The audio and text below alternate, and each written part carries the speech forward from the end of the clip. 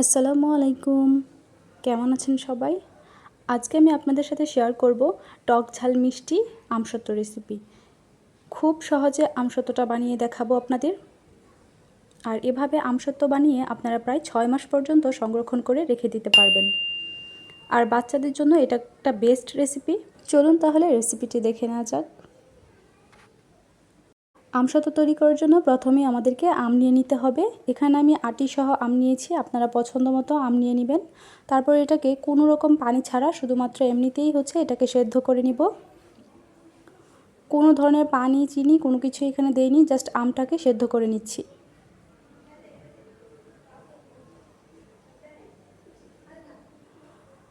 আপনারা চাইলে কিন্তু আটি ছাড়া আম নিতে পারেন, তাহলে এটা বানাতে আরও সহজ হবে। শুধু আমটা সেদ্ধ করে নিলেই হবে। এখন আমি এটাকে ঠান্ডা করে আমের পিউরেটাকে আলাদা করে নিব। আর এদিকে আমি একটা মশলা তৈরি করে নিচ্ছি। এখানে আমি 5 ফোড়ন আর কিছু শুকনা মরিচ একসাথে করে ভেজে নিব।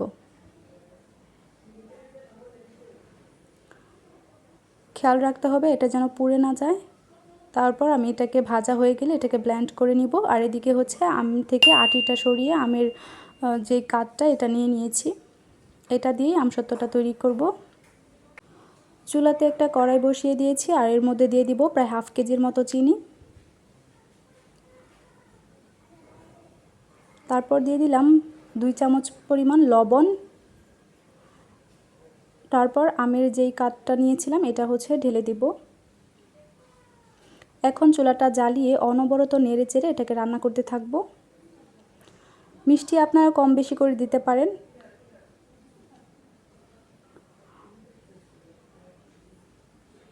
মিষ্টিটা আপনারা দেখে নিলেই হবে যে কে কীরকম মিষ্টি খেতে চাচ্ছেন। এটাকে অনবরত নেড়ে চেড়ে কিছুক্ষণ রান্না করার পর এখন আমি দিয়ে দিলাম যে মশলাটা ভাজা করে রেডি করে রেখে দিয়েছিলাম সেই মশলাটা।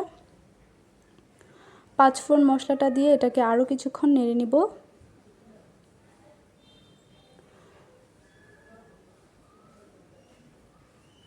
তো নাড়তে নাড়তে দেখতে পাবেন যখন আমের পিউরেটা অনেকটাই ঘনত্ব এরকম হয়ে যাবে, জেলির মতো থকথকে একটা ঘনত্ব তৈরি হবে আর কালারটা চেঞ্জ হয়ে যাবে, তখন এটাকে নামিয়ে নিলেই হবে।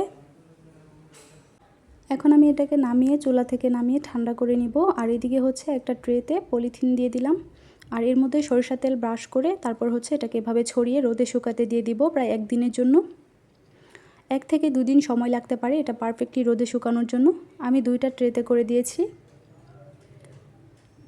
তারপর দেখুন রোদ থেকে শুকিয়ে আমি আমার পছন্দ মতো সাইজ যেভাবে কাটতে ইচ্ছা করে এভাবে কেটে নিব।